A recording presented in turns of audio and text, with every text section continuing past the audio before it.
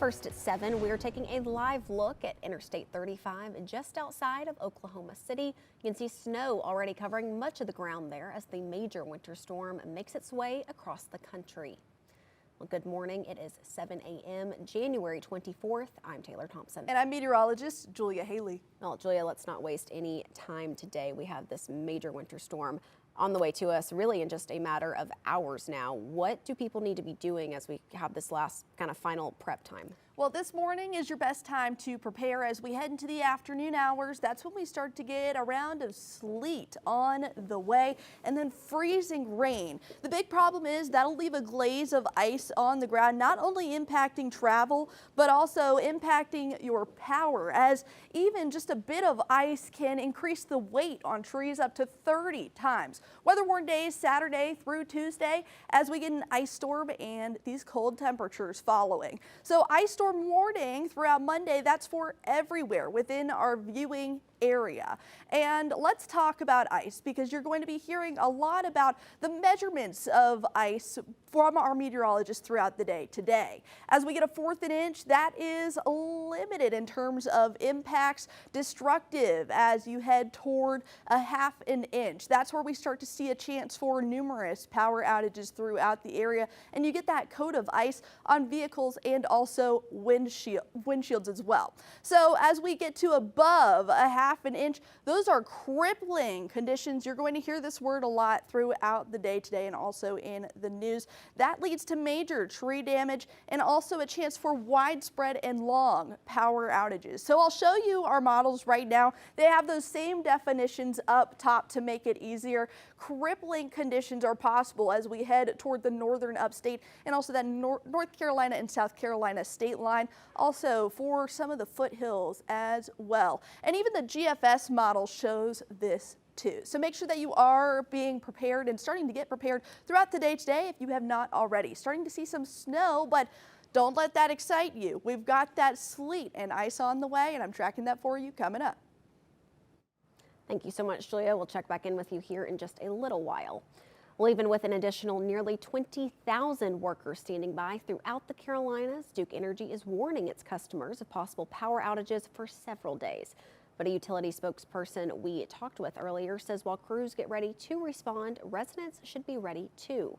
Our News 13's Mark Liverman reports.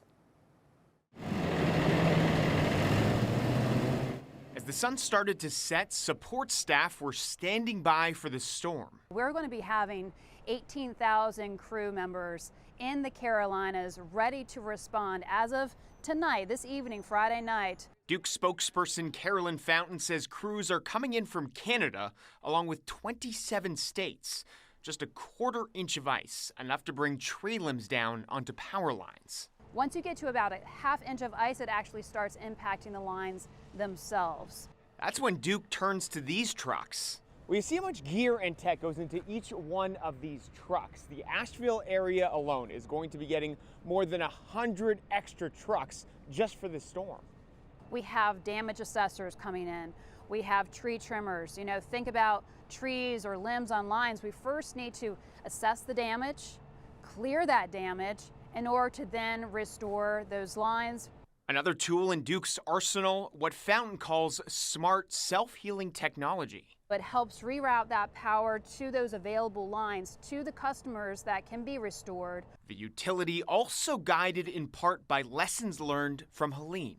Following Helene, we were able to not only repair, but also upgrade a lot of the systems, substations, poles, and wires, making the grid even more resilient than it was before that storm. But Duke needs its customers to be resilient too, by being prepared. To repair their emergency kits, having non-perishable items, water, charging all of their devices, getting those extra batteries. Don't wait until it's too late. If you depend on a medical device that depends on electricity, having a backup plan. And that was Mark Liverman reporting. Once the storm does hit, make sure to keep close tabs on elderly neighbors or anyone you may know who may be more vulnerable in a possible power outage. This is a live look at the Duke Energy outage map. At the moment, there's not much to report, but this will be a great tool to monitor outages should they occur over the weekend. It also details how long it can take crews to restore power, as well as gives customers a way to report outages and issues. Transylvania County emergency crews and leaders have also been preparing, continuously monitoring the threat for severe snow and ice. Officials are urging all residents to stay home and off the roads this weekend. Some areas throughout the county could see some of the highest ice totals in western North Carolina. Now, if you do have to leave your house, emergency management says residents should have safety kits in their cars with food, water, blankets, and flashlights. One of the things we're doing is encouraging our public to be prepared. We want all of our residents to be where they need to be by noon tomorrow and to be prepared to be at home and possibly without power for up to 72 hours. Because that ice on the roads with cold temperatures is going to make it challenging to get those trucks out there to restore power. In case of emergencies, folks are urged to call 911, but the county asks if you're wanting to report power outages, please contact your provider directly. And schools in Transylvania County have moved to virtual learning days to start the week next week. Students will learn from home on Monday and Tuesday. That decision was made out of an abundance of caution for students, parents, and staff with the impending storm. We have a list of alerts running across the bottom of your screen throughout our newscast this morning. And UNC Asheville has canceled classes for Monday and Tuesday and will remain in condition 2 of its weather policy. That means non-mandatory employees must leave or not come to campus. Western Carolina University also canceling classes on Monday. The university says it will reassess the schedule for Tuesday over the weekend. Additionally, Mars Hill University has canceled classes for Monday. AB Tech has canceled all classes and events for the weekend. And News 13 is your source for winter weather updates. While special programming on WLOS will preempt our regular 6 p.m. newscast, you can still watch News 13 at 6 on My 40. We'll also stream the newscast live on the WLOS YouTube page. For the latest updates, follow us on Facebook, Instagram, or visit our website, WLOS.com. Good morning to you. I'm tracking the winter storm that will bring ice to western North Carolina and the upstate. This could lead to delays and closures and also power and travel issues all throughout the area as this ice accumulates. So make sure to download our Skywatch weather app, scan that QR code so you can get the latest information even if the power goes out. We have an ice storm warning. That's for everyone within our viewing area. So we have a chance for that significant icing to be in place pretty much everywhere. You want to stay at home, especially throughout Sunday into Monday. Get your last minute preparations done this morning. Here's a look at our models where you can see we have some snowfall, but don't get too excited. Snowfall is pretty much only just for this morning. Then we start to get that sleet as we head into the afternoon and evening around Waynesville and Brevard, as you see there in purple, and also Silva.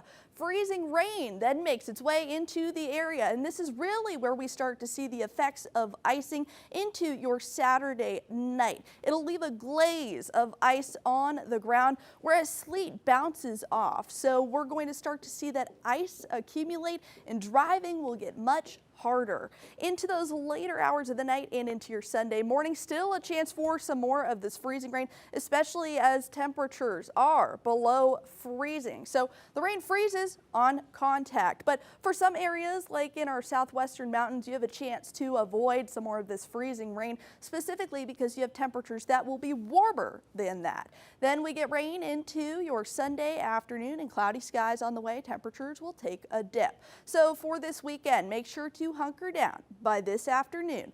And with that chance for sleet, we've got freezing rain as well, and that's where we see the highest impact is that rain. So let's talk about ice potential. You can see we have a chance for some destructive impacts around Highlands into Cashers, above a half an inch of ice. For our central area, around Asheville, above a half an inch as well. This is going to cause those travel impacts, could cause some power outages as well, widespread. So that could be possible throughout the next few days. And a look toward the northern upstate and southern upstate, northern upstate getting a bit more of those totals. Talking about ice accretion as we head into that above a ½ inch rain range, that is crippling. That could down those power lines, adding about 500 pounds to the power line, which is the equivalent of a North Carolina black bear getting ready to hibernate for winter. It leads to those power outages, and also roads will become impassable.